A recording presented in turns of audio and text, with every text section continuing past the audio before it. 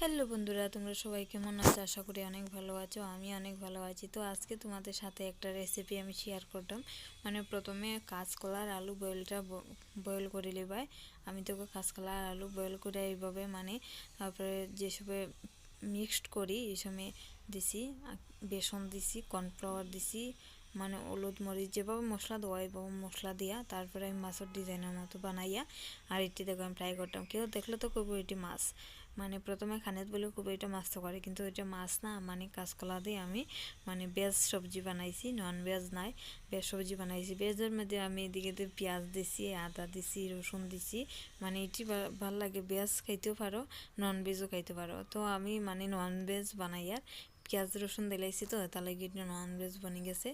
আর তোমরা মানে মানে ভেজ বানাইতে পারো, মানে পেঁয়াজ আর রসুনটা না দিলে বেস্ট ভেজ হইব।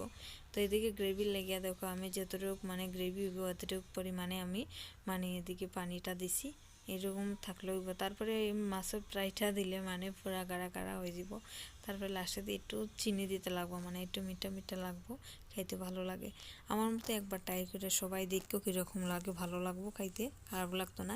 মানে আমি এক জায়গাত খাইছি, খাইয়া তারপরে কই না কীরকম বানাইছে আমি শুনছি, শুনে তারপরে আইয়া নিজের ঘরে আমি বানাইছি, তো সেম এরকম লাগছে খাইতে। তারপরে দেখো পরিমাণ মতো লবণ দিতে লাগবো, তোমার যতটুকু গ্রেভি অতটুকু মতো লবণ দিলাই, দিয়া তারপরে দেখো আমার গ্রেভিটা হয়ে গেছে। এদিকে আমি মাছটি ডালিয়ে দিলাম।